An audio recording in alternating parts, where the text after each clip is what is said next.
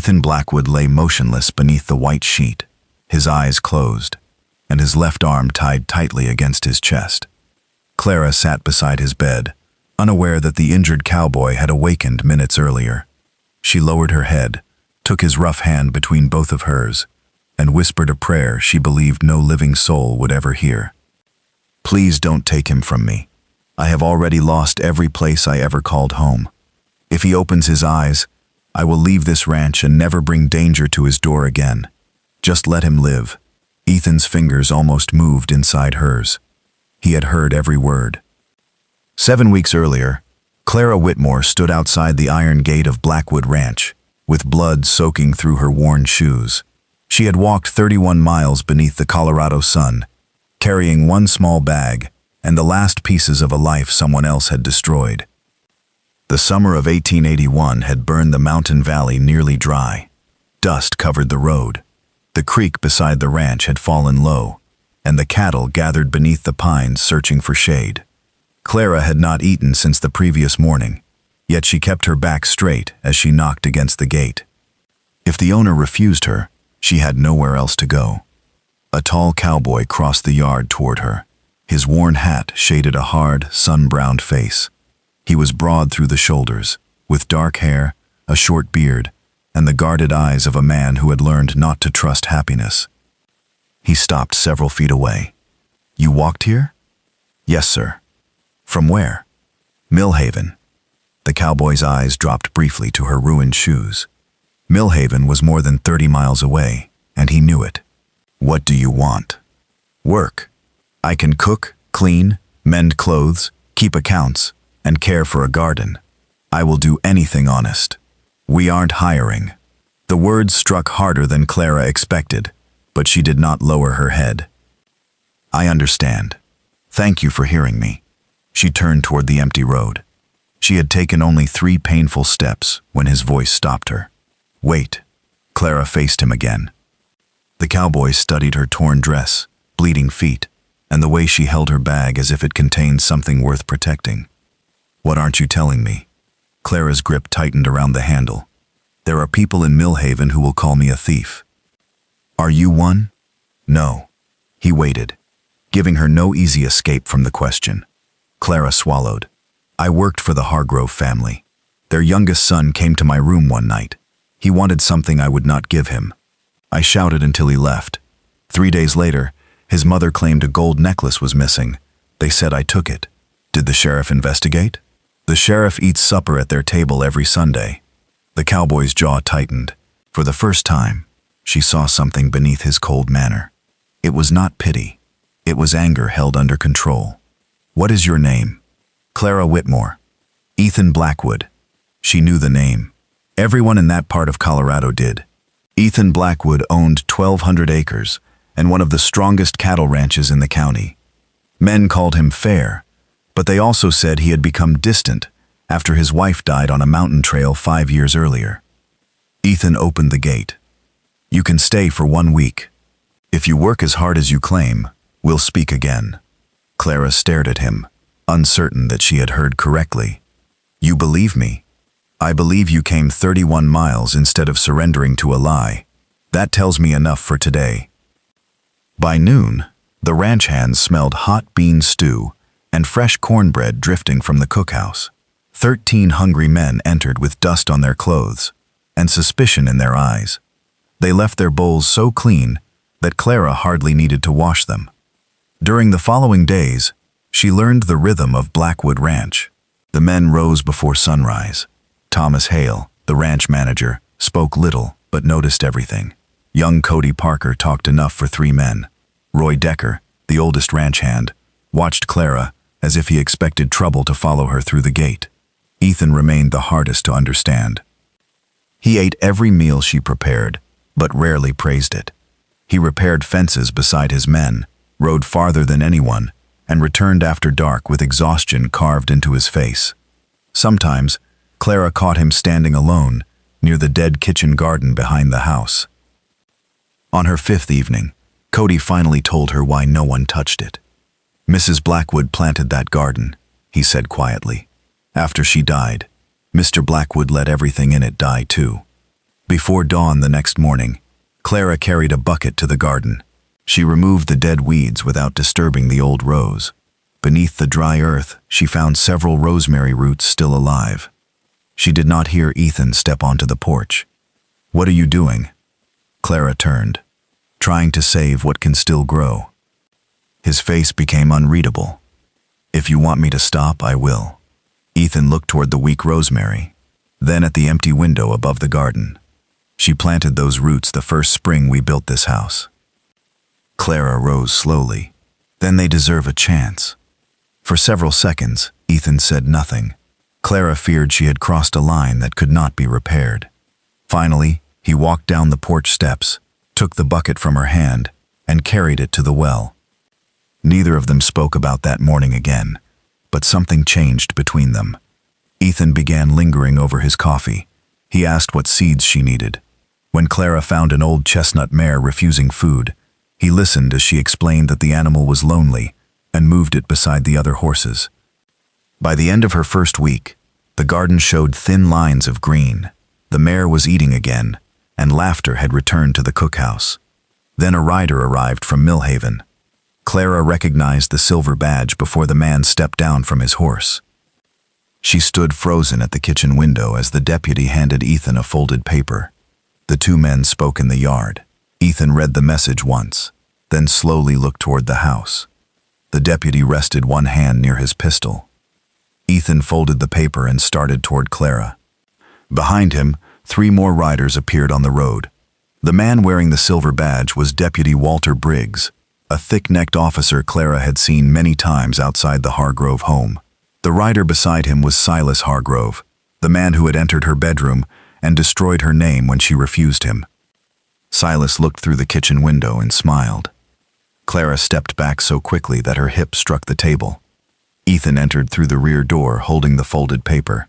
His face remained calm, but his eyes had changed. "They have a warrant," he said. Clara struggled to breathe. "Then I have to go." "No. If you stand against them, they can arrest you too. It isn't a Colorado warrant. It was signed by a sheriff in Millhaven, and half the claims written on it are false. That has never stopped them before." Ethan looked through the window. Silas was still watching the house. What really happened that night? Clara wrapped her arms around herself. She had told Ethan part of the truth at the gate, but shame had kept the worst of it locked inside her. "Silas came into my room after midnight. He had been drinking. When I told him to leave, he caught my wrist and pushed me against the wall." Ethan did not move. "I struck him with a lamp," Clara continued. "His mother saw the mark on his face the next morning. Silas told her I had entered his room to steal from him. They found her necklace inside my bag. They planted it." "Yes." Ethan turned toward the door. Clara caught his sleeve. "What are you going to do?" "Tell them to leave." Silas was standing at the foot of the porch when Ethan returned outside. Deputy Briggs waited near the horses, while the other 2 riders watched the ranch hands gathering beside the barn. "You're hiding stolen property, Blackwood," Silas called. Ethan stopped on the porch. "Her name is Clara. She belongs in a jail cell." "She works for me." Silas gave a small laugh. "You always did collect broken things after your wife died." Ethan crossed the yard before anyone could stop him. He seized Silas by the front of his coat and drove him against a fence post. The wood shook beneath the force. Silas reached for his pistol, but Ethan tore it from its holster and threw it into the dust. "If you speak about my wife again, that fence post will be the last thing holding you upright." Deputy Briggs drew his weapon. Within seconds, Thomas, Roy, and 6 ranch hands stepped forward with rifles in their hands. No one aimed, but no one needed to. Briggs glanced at the men surrounding him. "You're threatening an officer." "I'm removing trespassers," Ethan said. "Your warrant has no power here. Bring me one signed by a Colorado judge, and bring evidence with it." Silas wiped blood from his lip. "You think your land can protect her forever?" "No," Ethan answered. "I do." Something in his voice removed the smile from Silas's face. The 4 riders left, but Silas turned in his saddle before passing through the gate. "You'll regret opening your door to her." Clara had heard those words before. Every person who had tried to help her in Millhaven had eventually stepped away after a warning from the Hargroves. That evening, she packed her bag. Ethan found her in the small bedroom beside the kitchen. Her few dresses were folded on the bed, and her shoes waited near the door. "What are you doing?" "Protecting your ranch." "By running?" "By taking their reason to attack you somewhere else." Ethan entered the room. "They chose to come onto my land. You did not bring them. They will return. Then they'll find us ready." Clara shook her head. "You don't understand people like Silas. He does not forgive anyone who makes him feel small. I understand him better than you think. Then let me go." "No." The sharp answer made her look at him. Ethan's voice softened, but his decision did not. "You walked through that gate asking for honest work. You gave this house warmth it has not known in 5 years. You fed my men, saved that mare, and brought my wife's garden back from dry earth. And I will not send you into the wilderness because a spoiled coward told me to." Clara's eyes burned, but she refused to cry. "Why are you doing this for me?" Ethan looked toward the garden outside her window. "Because someone should have done it sooner." 3 days passed without another rider. On the 4th morning, Roy discovered the north fence had been cut during the night. More than 40 cattle had escaped toward a narrow mountain trail. Ethan rode out before sunrise with Thomas, Roy, and Cody. Dark clouds gathered over the peaks, but he refused to wait. A hard storm could scatter the missing cattle across miles of high country. Clara watched them disappear into the pines. Near noon, the storm reached the ranch. Rain struck the roof, and thunder rolled across the valley. Clara was closing the barn doors when a riderless horse came through the gate. It was Ethan's horse. One stirrup was torn away, and blood marked the saddle. Clara took another horse and rode into the storm before Thomas's wife could stop her. She followed broken branches and deep hoofprints toward the north trail. 2 miles above the ranch, she found Cody kneeling beside Ethan at the bottom of a rocky slope. A fallen pine had trapped Ethan's left arm. Blood ran from a cut above his eye, and every breath came through clenched teeth. "Mr. Blackwood," Clara cried. His eyes opened when he heard her voice. "You shouldn't be here. Save your strength." Together, Clara and Cody used a thick branch to lift the fallen trunk. Ethan's arm bent at a wrong angle, and several ribs were likely broken. He tried to stand, but his knees failed. Clara caught him before he struck the ground. It took hours to bring him home through the storm. By nightfall, the doctor had set his arm and wrapped his ribs. He warned Clara that the next 24 hours would decide whether the blow to Ethan's head was more serious than it appeared. Clara remained beside his bed long after everyone else had left. Near midnight, Ethan's breathing became weak. His skin felt cold beneath her hand. Clara believed he was unconscious as she lowered her head and held his fingers. "Please don't take him from me," she whispered. "If he lives, I will leave this ranch. I will take the Hargroves far away from him. Just give him his life, even if it means I can never see him again." A tear fell across Ethan's knuckles. Clara wiped it away, then rested her head beside his hand. His eyes remained closed, but beneath the sheet, his fingers slowly tightened around hers. Clara woke with her cheek against the edge of Ethan's mattress. Morning light had entered the room, and the storm had passed. For one peaceful second, she forgot where she was. Then the hand beneath hers moved. Ethan was watching her. His face was pale, and pain darkened his eyes, but he was awake. "You stayed," he said. Clara sat upright. "The doctor said someone needed to watch you." "That isn't what I meant." She remembered the prayer. Heat rose across her face as she pulled her hand away. Ethan caught her fingers before she could stand. "That was a poor bargain you tried to make last night." Clara stared at him. "You heard me? Every word. I thought you were asleep." "I know." She looked toward the door, unable to face him. "I was frightened. I did not know what else to do. You promised to leave if I lived. The Hargroves cut that fence because of me. You nearly died because I came here." Ethan's grip tightened. "Look at me, Clara." She did. Silas cut the fence. Silas caused the stampede. He is responsible for what happened on that mountain. He wants me. No, He wants control over you. Those are not the same thing. If I leave, he will follow me. That is why you are staying." Clara tried to free her hand, but Ethan held on. "You cannot order me to stay." "No, but I can remind you that running alone nearly killed you. If you walk away now, you won't be protecting me. You'll be giving Silas exactly what he wants." She studied the injured cowboy before her. His arm was broken, his ribs were wrapped, and every breath hurt him. Yet his greatest concern was still keeping her safe. "Why does this matter so much to you?" Ethan looked at their joined hands. "Because I heard the way you prayed for my life, as if it mattered more than your own." "It does." The answer escaped before Clara could stop it. Neither of them moved. Something changed in Ethan's eyes, but he did not ask her to explain. He released her hand and settled back against the pillow. "Then stay," he said, "and help me end this." Ethan was ordered to remain in bed for 6 weeks. He lasted less than 1 day before asking for ranch reports. Clara brought him maps, account books, and messages from Thomas. Each morning, the ranch hands gathered outside his room, while Ethan gave instructions from his bed. Clara watched frustration build inside him. On the 3rd afternoon, she found him trying to stand. "Sit down. The north pasture needs checking." Thomas checked it. "I need to see it myself. You cannot even put on your coat without help." Ethan glared at her. Clara folded her arms and waited. After several painful seconds, he sat back down. "I dislike being useless," he muttered. "You are not useless. You are injured. Feels the same." Clara placed the ranch ledger in his lap. "Then find out who bought wire from Miller's store before your fence was cut." Ethan looked at her. "Silas did not carry fence cutters 30 miles from Millhaven without preparing somewhere nearby," she continued. "Someone fed his horse. Someone sold him supplies.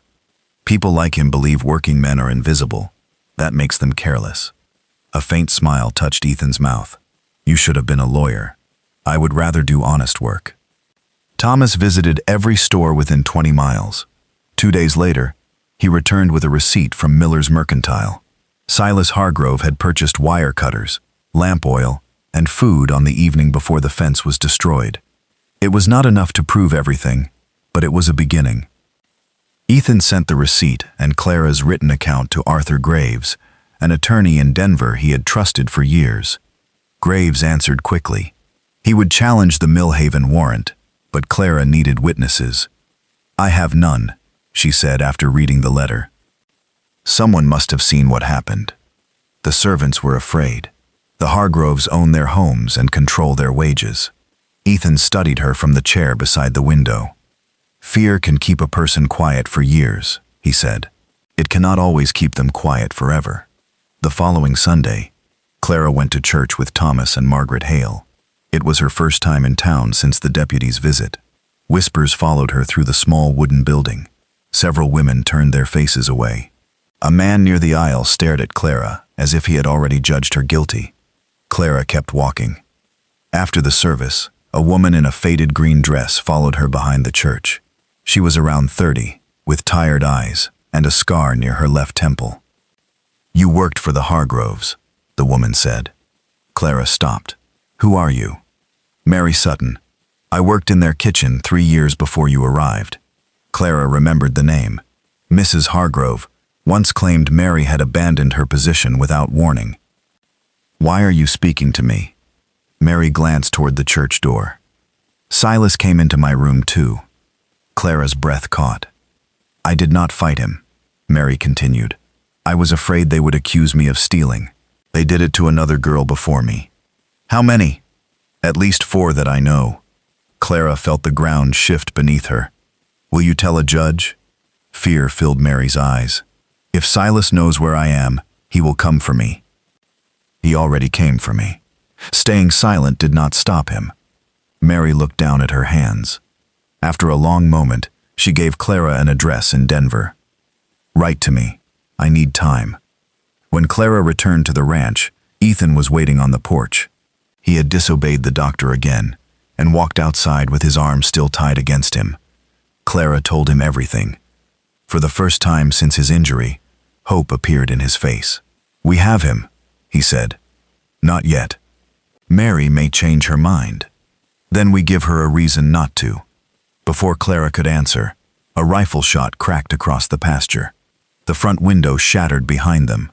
Ethan pulled Clara to the porch floor and covered her with his body. A second bullet struck the wooden post inches above his head. Riders moved among the trees beyond the fence.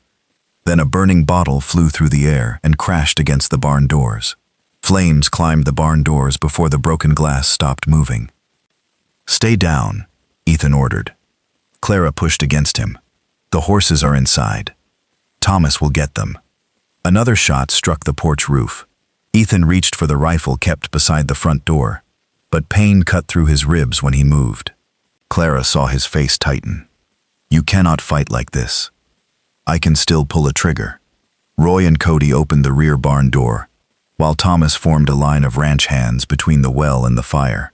Buckets passed from man to man as smoke covered the yard. Clara crawled into the house and returned with Ethan's rifle. He took it with his good hand and rested the barrel against the porch rail. He waited until a rider moved between the trees, then fired into the ground near the man's horse. The frightened animal threw its rider. The other attackers fired twice before disappearing into the darkness. "Go!" Ethan shouted to Roy. Roy and 2 ranch hands rode after them, while Thomas dragged the fallen rider away from the tree line. The man fought until Cody pressed a rifle against his back. Clara ran toward the barn. Heat burned her face as she entered through the rear door. Terrified horses kicked against their stall gates. She covered her mouth with her sleeve and opened the first stall. "Come on, you're safe." The mare refused to move. Clara took hold of its halter as burning wood fell from the roof. She pulled again, speaking softly until the animal followed her into the yard. Cody came inside and opened the remaining stalls. They led the last horse out seconds before part of the roof collapsed. The men fought the fire until dawn. They saved most of the barn, but the front wall and half the stored feed were gone. The captured rider sat beside the well with his hands tied. He was young, perhaps 22, and fear had replaced the courage he carried from the trees. Thomas searched his coat and found a small bag of coins. Each coin bore the mark of the Hargrove family's private bank. Ethan stood over the young man. His injured arm remained tied against his body, and soot covered his face. "What is your name?" "Wade Kramer." "Who paid you?" Wade looked toward the burned barn. "I can't say." Ethan crouched despite the pain. "The man who hired you is sitting safely in Millhaven while you face charges for attempted murder. If one of my men had died, do you think Silas Hargrove would have protected you?" Wade's face lost its color. "He said nobody would get hurt," the young rider whispered. "He said we only had to frighten the woman. Will you say that before a judge?" Wade stared at the Hargrove coins. "If you keep me away from Silas." 3 days later, Arthur Graves arrived from Denver. He was a thin man with gray hair and a voice that never needed to rise. He examined the damaged barn, questioned Wade, and read Clara's written account. "The attack changes the case," he said. "A Colorado judge will hear our challenge next Thursday." "Will Clara be safe in Denver?" Ethan asked. "She will be safer inside a courthouse than she is waiting here for another fire. I am going with her." Graves looked at Ethan's broken arm. "You should be in bed." "So I have been told." They traveled to Denver the following week. Thomas and Roy accompanied them, while Cody remained behind with the other ranch hands. Mary Sutton was waiting inside the courthouse. She looked ready to run, but she stayed when Clara took her hand. "You came," Clara said. "I spent 3 years wishing someone had stood beside me," Mary replied. "I could not leave you standing alone." Silas Hargrove entered with his mother, Deputy Briggs, and 2 attorneys. Silas smiled when he saw Clara, but the smile vanished when he noticed Mary. The hearing lasted most of the day. Deputy Briggs admitted that no one had searched the Hargrove house after the necklace was reported missing. He also admitted that the warrant had been written before Clara was questioned. Wade told the court that Silas paid him to cut the Blackwood fence and burn the barn. Then Mary took the witness chair. She described the night Silas entered her room. She told the judge how Mrs. Hargrove accused another servant of theft after that woman refused her son. Silas's attorney rose quickly. Miss Sutton has no proof that the same thing happened to Clara Whitmore. I saw Mrs. Hargrove place the necklace in Clara's bag, Mary said. Mrs. Hargrove stood so suddenly that her chair struck the floor. She is lying. The judge ordered her to sit. Mary's hands shook, but her voice remained clear. I was visiting one of the kitchen maids that morning. I saw Mrs. Hargrove leave Clara's room. After Clara was arrested, I understood what she had done. The judge turned toward Silas. Do you wish to answer these claims? Silas leaned toward his attorney. The two men whispered before the attorney requested a short break. Clara stepped into the courthouse hallway. Her legs were weak, and she needed air. Ethan followed her. It is nearly over, he said. I want to believe that. Mary gave the judge the truth. So did I. The Hargroves still took everything from me. Ethan reached for her hand. They did not take everything. Clara looked at him. He wanted to tell her what had grown inside him since the night of her prayer. She saw the words in his eyes, but before he could speak, the courtroom doors opened. Silas walked into the hallway without his attorneys. He held a pistol against Mary Sutton's side. Everyone stays where they are, he warned. Clara froze. Silas pulled Mary toward the rear exit, but his eyes remained fixed on Clara. This ends where it began, he said. You are coming with me. Ethan moved in front of Clara. Silas raised the pistol and aimed it at Ethan's heart. One more step, Blackwood, and she watches you die. Ethan stood between Clara and the pistol, without lowering his eyes. Silas tightened his arm around Mary. You think dying for her makes you brave? He asked. No, Ethan answered. I think hiding behind an unarmed woman makes you a coward. Anger twisted Silas's face. Clara knew that look. She had seen it in her bedroom when she refused him. Silas could control himself only while he believed everyone feared him. The moment someone made him feel weak, he stopped thinking. Clara stepped beside Ethan. What are you doing? Ethan whispered. Ending this. She looked directly at Silas. You planted the necklace because I struck you. You destroyed my name because you could not bear anyone knowing that a servant had fought you and won. Be quiet. Mary escaped you too. That is why you are holding a pistol. Without your mother's money and frightened men doing your work, you are nothing. Silas pushed the barrel closer to Mary's side. I said be quiet. Clara saw his attention leave Ethan. Mary, fall down. Mary dropped without warning. Silas grabbed at her dress, but Ethan moved first. He struck Silas's pistol arm with the wooden brace supporting his broken arm. The gun fired into the courthouse ceiling. Clara pulled Mary away as Roy and Thomas rushed from the courtroom. Silas tried to reach the rear exit, but Roy drove him against the wall. Thomas seized the pistol and kicked it across the floor. A territorial marshal ran from the courtroom with two officers. They forced Silas's hands behind his back and locked iron cuffs around his wrists. You cannot arrest me, Silas shouted. My family owns half of Millhaven. The marshal pulled him toward the courtroom. You should have stayed there. Mrs. Hargrove watched her son enter in chains. For the first time, she had nothing to say.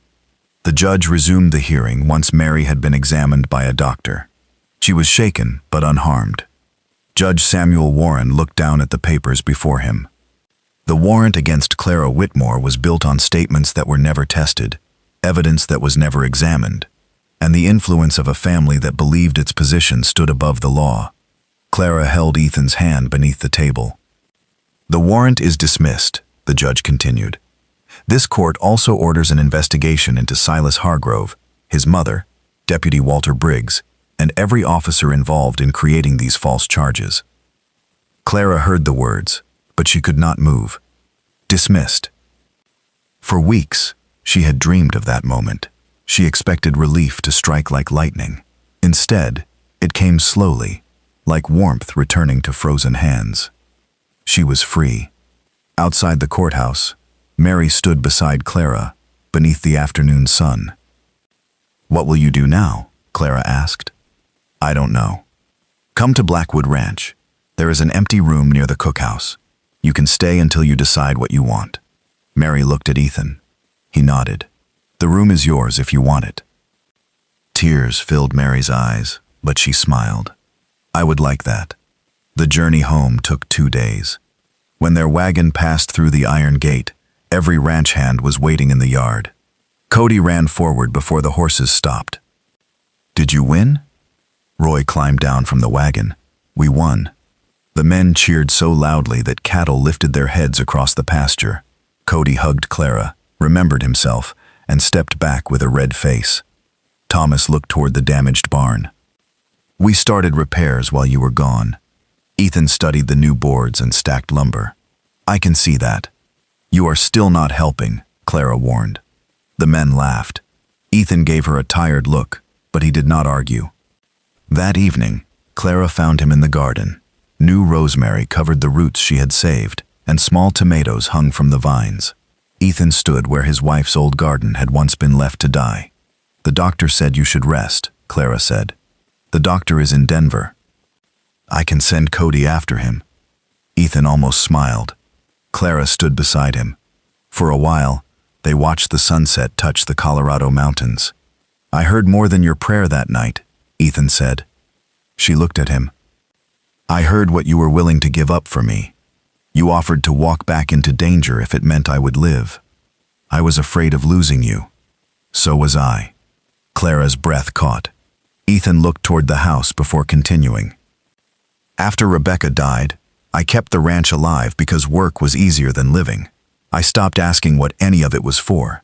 Then you came through that gate with bleeding feet and brought life back into every place I had allowed to go empty. You gave me somewhere safe. You made it a home again. He reached for her hand. When I heard your prayer, I understood that surviving was no longer enough. I wanted to wake up because you were sitting beside me. I wanted another morning with you in it. Clara's eyes filled. I promised I would leave if you lived. I heard that part. I made a poor bargain. The worst I have ever heard.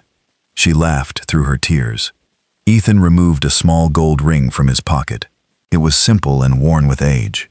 It belonged to my mother, he said. I have carried it since the morning after the fire. Clara stared at the ring. I cannot promise trouble will never find us, Ethan continued. I can promise you will never face it alone. Clara Whitmore, will you stay here? Not as someone hiding and not as someone who owes me anything, but as my wife. Clara looked at the ranch around them. She saw the repaired barn, the green garden, and the gate she had once crossed with nowhere else to go. Yes, she whispered, I will stay. They married 6 weeks later beneath the cottonwood tree beside the house. Mary stood with Clara. Thomas stood beside Ethan, while Roy and Cody argued quietly over who had cried first. When Ethan kissed his bride, the ranch hands cheered again.